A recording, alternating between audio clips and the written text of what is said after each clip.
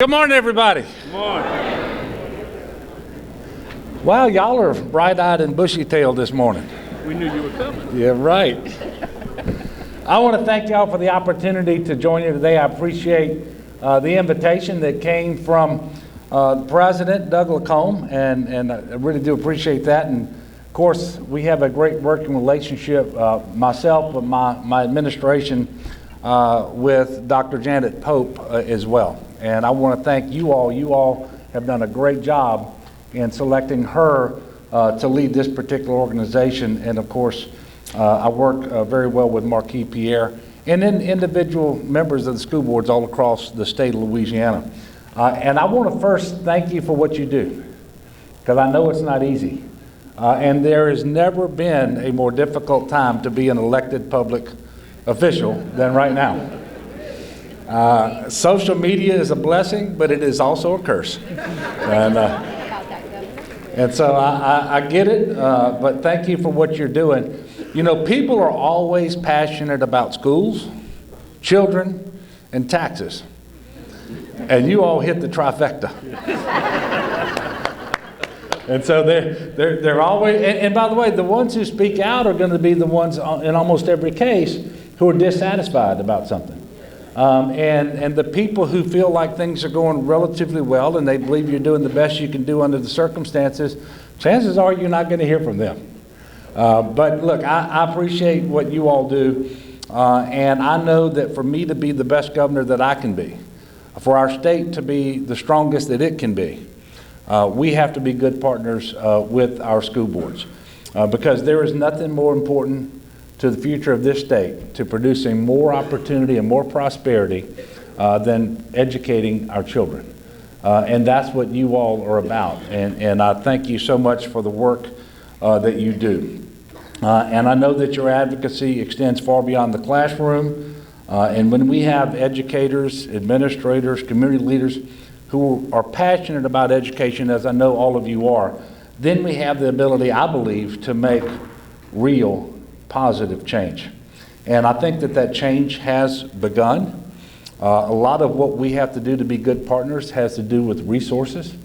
And 4 years ago, we were in a very, very difficult place with a $2 billion budget deficit, the largest that our state had seen ever. And it was a challenging situation. But in Baton Rouge, we were able to come together, regardless of party, make some very difficult decisions. And those deficits are gone, the fiscal cliffs are gone. We've had 3 consecutive surpluses, and I'm happy to tell you that we were able to turn the corner when it came to our investments in education as well.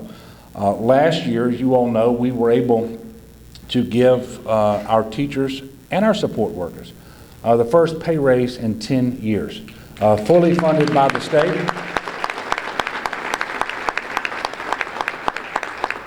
And on top of that, we gave a 1.375% increase in the level 1 portion of the MFP, the block grant, a portion that we give to districts for that block grant portion. It's very, very helpful. I know that we still have a ways to go, and what we have to do is make sure that we're doing these increases every time that we are able. And that is why education is a centerpiece of the second term agenda. You've heard me say that. And you know, education really does cure a lot of ills. That's why it's such a high priority. And it's at all levels. And I know you're focused primarily age K through 12. K through 12 with respect to education. But early childhood education is critically important as well. The fact of the matter is about 1/3 of the kids who start school in Louisiana start behind their peers around the country. And so we have to do more around early childhood education. We are doing that as well. You may have heard me say this, but a few weeks ago, I was out in the governor's mansion lawn and I was looking around and I saw a plaque by a tree. It was a live oak tree. And it was planted in 2003 when Mike Foster was governor. And the plaque said simply, college begins with early childhood education. I believe that that's true. And I'm quite certain that it was Cecil Picard who had that tree planted and had that plaque put there. And the analogy is that tree started from an acorn. And that's where our children are when they're young. And I think that sums up why early childhood education is so important. It is the pipeline to prosperity. The truth is our schools in Louisiana do about as good a job as any school systems anywhere, educating the kids who show up ready to learn. We have way more than our fair share of kids who show up and they're not ready to learn. So we have to do more. And the reason is 90% of brain development happens before you're 4 years old. I don't care if you live to be 100. And so if you wait until someone is 5 to start teaching them, you've waited too late. And so we are going to have to do more, and we're going to have to do better. You know, we like to ask little kids what they want to be when they grow up, and their answers tend to change frequently. And sometimes it involves superheroes and sports stars. But the reality is that from the very first steps, we are preparing them to become whatever it is that they want to be. And a successful career does start with early childhood education. Last year, we were able to make an increase of $20 million in early childhood education. Our budget that we presented the other day, our budget proposal increases that another $25 million in accordance with the Department of Education's recommendation. And there's a $33 million federal grant that we're going to get, $11 million each of the next 3 years.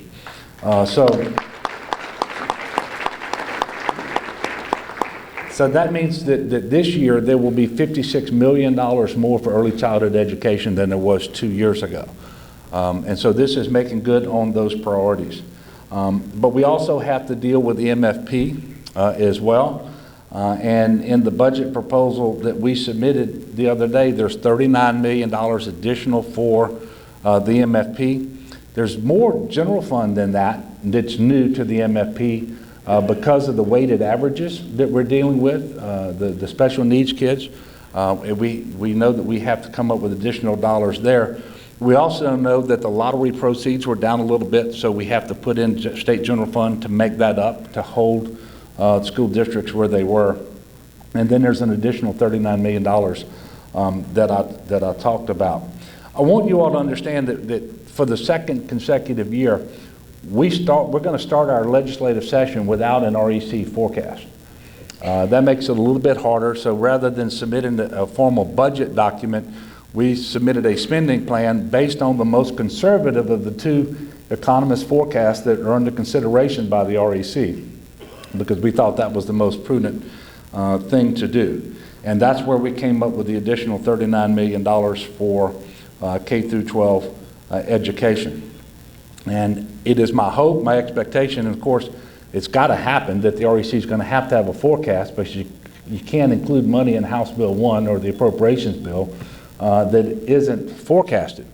And so we're going to get that done. It would be my hope, my expectation, sooner rather than later, and then we'll know exactly what we're dealing with. But this is the start of the budget process. It's not the end of it. And we do know that we have that additional $39 million in for K through 12 in the MFP. Now, as you all heard me say many times over the last couple of years, and certainly during the campaign last year, teacher pay is incredibly important, not to me, but to our kids, because it is still true that the number one ingredient for quality education is a highly professional, motivated teacher in that classroom teaching within his or her area of certification. And we have to make sure that we can attract and retain the teachers that we need. And this is against the backdrop of a teacher shortage in every grade and every subject matter, and not just in Louisiana, but around the country.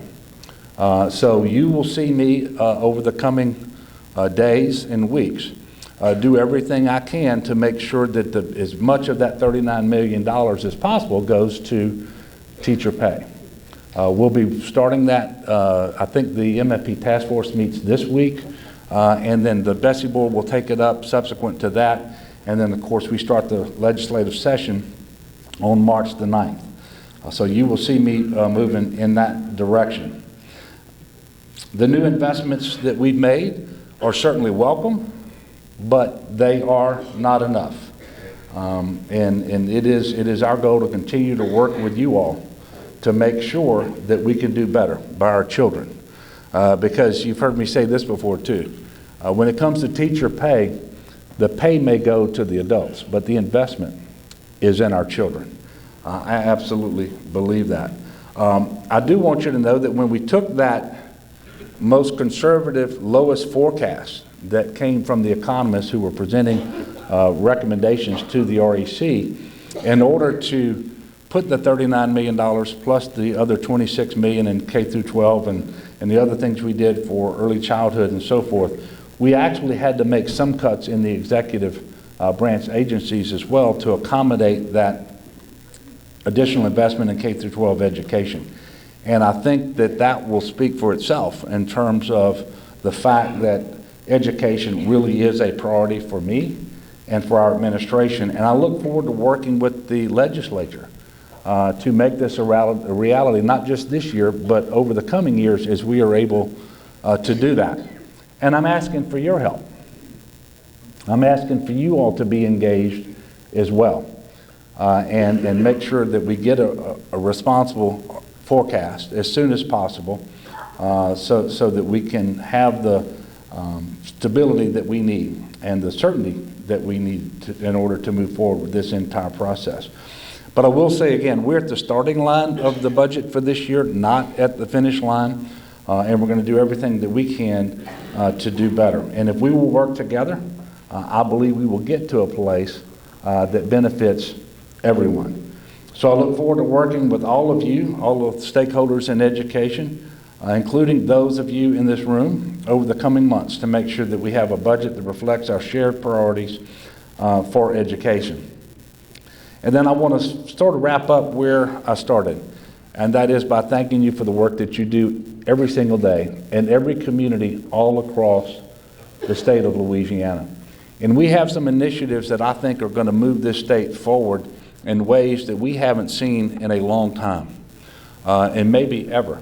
For example, we are working really hard to make dual enrollment available to every junior and senior in high school who are qualified for it, regardless of where they live, and at no expense to themselves or their families. So that more of our kids can leave high school with a high-quality industrial certificate or college credits. And some will actually leave high school with an associate's degree. And what we know is that the more college credits these kids get while they're in high school, the more likely it is that they go to college, and not just go, but they go right away. They leave high school, go to college, they will be successful, and then they will be able to better support themselves and their families, and that the communities all across the state of Louisiana will be stronger as a result of that. We also have a goal that's a part of the new master plan for higher education, where by 2030, which seems like a long ways from now, but it's only 10 years off, 60% of all working age adults will have a post-secondary degree or credential. And that's a big jump from where we are right now. But we have to be the most, have the best workforce in the country if we want to attract the capital investments, the job creation that we need here in Louisiana. And obviously you all are going to play a big role in helping us to reach that goal as well. So we've got a lot going on in the state of Louisiana. I'm excited about where we are. And look, I'm the first to acknowledge we still have challenges. But we are so much better, so much stronger than we were 4 years ago.